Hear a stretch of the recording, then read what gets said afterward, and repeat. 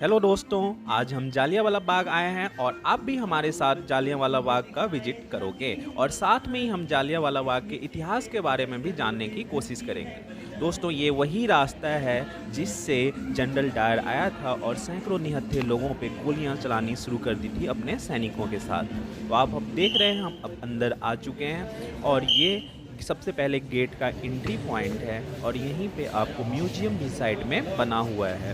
अब पर्यटक यहाँ पे काफ़ी आते हैं, इसके लिए गवर्नमेंट ने इस पे काफ़ी पैसे खर्च करके इसको काफ़ी अच्छा से अब बना दिया है, चारों तरफ पेड़ पौधे लगा के। तो अब हम अंदर की तरफ जाने की खोज जा रहे हैं। यहाँ से म्यूजियम की तरफ, ये रास्ता म्यूजियम की तरफ जाता है और इसके चारों तरफ आप देख रहे होंगे कि इस गवर्नमेंट ने पेड़ पौधे लगा के इसको काफ़ी खूबसूरत बना दिया है। दोस्तों, जालियांवाला बाग वह मैदान था जहाँ पे बैसाखी के पर्व पे काफ़ी सैकड़ों लोग इकट्ठा होके शांति ढंग से रॉलेट कानून के खिलाफ आंदोलन कर रहे थे। ये आज़ाद हिंद फौज के कुछ लीडरों का नाम है। अब हम म्यूजियम में आ गए हैं जिसमें पंजाब के आज़ाद हिंद फौज के बारे में बताया गया है म्यूजियम के अंदर। ये सारे लीडर हैं जिन्होंने आंदोलन के लिए लड़ाई में भारत का काफ़ी सहयोग किया था। जैसा आप देख रहे हो, म्यूजियम में हर तरह से हमें इनके बारे में इंट्रोडक्शन मिल जाएगा।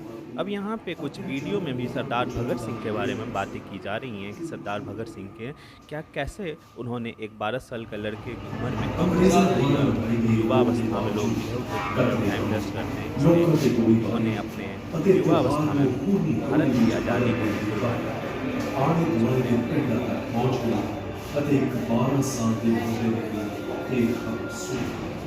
ਅੱਖਾਂ ਵਿੱਚ ਹੰਝੂ ਆਉਂਦੇ ਬਚਾਏ ਦਿਲ ਵਿੱਚ ਗੁੱਸੇ ਦਾ ਤੂਫਾਨ ਸੀ ਅਤੇ ਉਹ ਖੁਦ ਆਪਣੀਆਂ ਅੱਖਾਂ ਨਾਲ ਦੇਖਣਾ ਚਾਹੁੰਦਾ ਸੀ ਅੰਗਰੇਜ਼ਾਂ ਦੇ ਜ਼ੁਲਮ। ਜੀ ਹਾਂ, ਉਸ ਮੁੱਦੇ ਦਾ ਨਾਮ ਭਗਤ ਸਿੰਘ ਸੀ। यहाँ पे सरदार भगत सिंह के बारे में बात की जा रही है।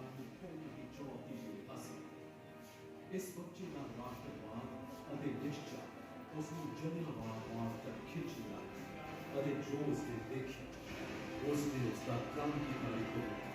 दोस्तों, जालियांवाला बाग जो इंसिडेंट हुआ था वो 13 अप्रैल 1919 को हुआ था। ये हम सबको पता भी है। ये आंदोलन जो कर रहे थे बूढ़े बुजुर्गों, वो बड़े शांति ढंग से कर रहे थे। पूरे शहर में कर्फ्यू लागू किया हुआ था इन्होंने रॉलेट एक्ट के कानून के खिलाफ। ये सरदार उद्यम सिंह हैं जिन्होंने जनरल डायर को मार के हमारा बदला पूरा किया था। इन्होंने कहा था, मुझे मौत की सज़ा की कोई परवाह नहीं, हुए मेरे लिए कोई मायने नहीं रखती, मुझे फ़र्क नहीं पड़ता है कि मैं ज़िंदा रहूं या न रहूं। ये हम और आगे की तरफ जा रहे हैं।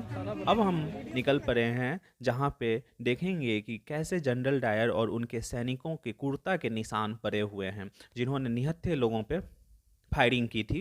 तो यहाँ पे हमें गोलियों के निशान दिख जाएंगे जैसे जैसे हम आगे बढ़ेंगे। अब यहाँ देखिए, लोग देख रहे हैं यहाँ पे गोलियों के निशान। ये देखिए, ये जो आपको दिख रहा है स्क्वायर में, रेक्टेंगल में जो निशान बने हुए हैं, ये सारे गोलियों के निशान हैं कि कैसे इन्होंने जो निहत्थे लोग बैठे हुए थे उन पे फायरिंग किया था।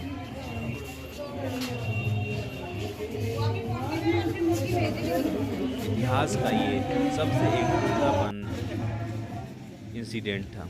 अब देखो दोस्तों, यहाँ पे एक कुआं थी जिसमें लोगों ने अपनी जान बचाने के लिए कूदना शुरू कर दिया और सैकड़ों लोगों की यहाँ से इस कुएं से लाश मिली थी। यही वो कुआं था। अब कुआं को देख के अब हम आगे की तरफ निकल रहे हैं, बाहर की तरफ, और ये फिर हम आपको दिखा रहे हैं कि कैसे कितना खूबसूरत सरकार ने अब इसे डेकोरेट कर दिया है। काफ़ी अच्छा लग रहा है। अब ये पर्यटक के हिसाब से काफ़ी इम्पोर्टेंट जगह हो गया है अमृतसर। अब हम आगे की तरफ बढ़ रहे हैं। यहाँ पे फिर हमें एक अच्छा सा नेचुरल चीज़ें दिखी जिसमें पानी का फव्वारा बड़े अच्छे से लगाया हुआ है। जब हम आगे की तरफ बढ़ते हैं तो हमें यहाँ पे एक म्यूजियम दिखाई देता है जिसमें बातें की गई हैं हमारे आज़ादी के लिए।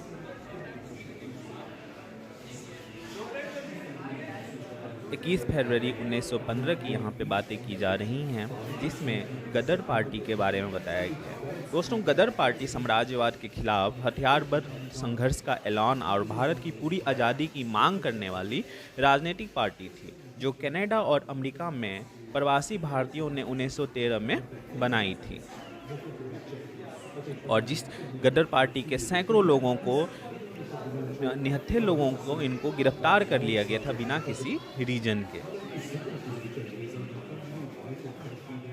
गदर पार्टी का उद्देश्य यही था। गदर शब्द का अर्थ है विद्रोह। इसका मुख्य उद्देश्य भारत में क्रांति लाना था, जिसके लिए अंग्रेज जी नियंत्रण से भारत को स्वतंत्र करना आवश्यक हो गया था। इसके संस्थापक जो थे वो सोहन सिंह भाकना थे। तो यहाँ पर आपको दिख रहा है कि गदर पार्टी जल्द ही भारत, विशेष रूप से पंजाब में सक्रिय हो गई। इन्होंने बाहर में स्थापना किया, लेकिन धीरे धीरे ये पंजाब में सक्रिय हो गई। जो गदर पार्टी के प्रमुख नेताओं के यहाँ पे नाम है करतार सिंह कौगी, भाई संचनावर। फिर हम आगे बढ़ते हैं तो यहाँ पे हमें पंजाबी में लिखा हुआ है, तीनों लैंग्वेज में आपको, पंजाबी, हिंदी और इंग्लिश, तीनों लैंग्वेज में आपको यहाँ पे दिख जाएगा कि गदर पार्टी का मेन काम क्या क्या था, इन्होंने कैसे आंदोलन के लिए लड़ाइयाँ लड़ी थी। इनका मेन उद्देश्य ही भारत में क्रांति लाना था, जिसके लिए अंग्रेजी नियंत्रण से भारत को स्वतंत्र करना आवश्यक हो गया था। अब हम और आगे बढ़ते हैं। यहाँ भी आपको छोटे छोटे म्यूजियम बड़े अच्छे से सजाया हुआ है, लाइटिंग वाइटिंग करके, कि यहाँ पे आपको दिखेगा कि इतिहास के बारे में, कि कैसे गदर पार्टी और बाकी पंजाब का स्थापना कैसे हुआ और पंजाब का क्या रोल था आंदोलन में। यहाँ पे 1857 में पंजाब में अंग्रेज़ों की हुकूमत के खिलाफ, जो राजनीतियों के खिलाफ ज़बरदस्त प्रतिरोध हुआ, इसी को। तो हम जैसे जैसे म्यूजियम में आगे बढ़ेंगे, हमें और भी वीर क्रांतिकारों के बारे में जानने को मिलेगा। यहाँ पे भी आपको हमें दिख रहा है कि पंजाब एक बहुत बड़ा क्षेत्र था, जिसमें हरियाणा, हिमाचल प्रदेश के अलावा अन्य पश्चिमी राज्य भी इसमें सम्मिलित थे।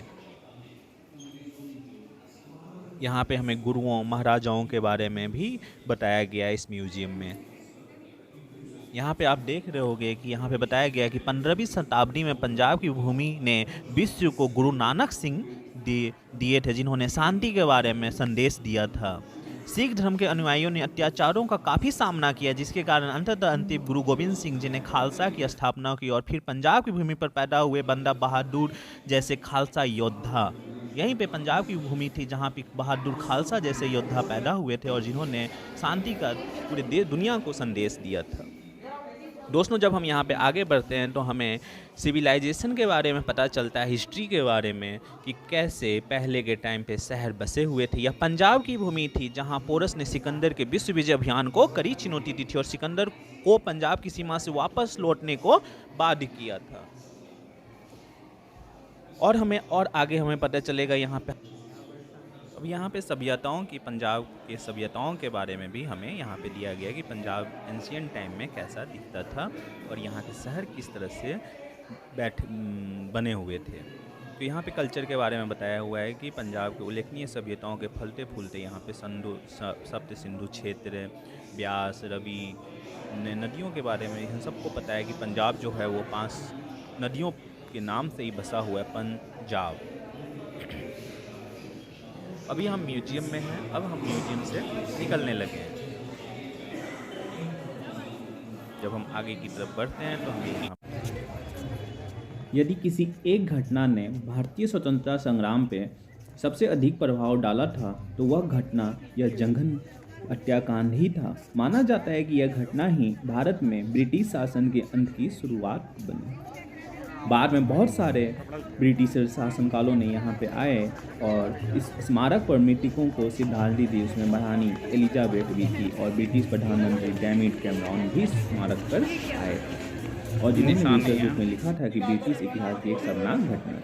अब हम जालियांवाला बाग की विजिट करके बाहर निकल रहे हैं, और यह बाहर का रास्ता है जो गोल्डन टेम्पल के मार्केट की तरफ निकल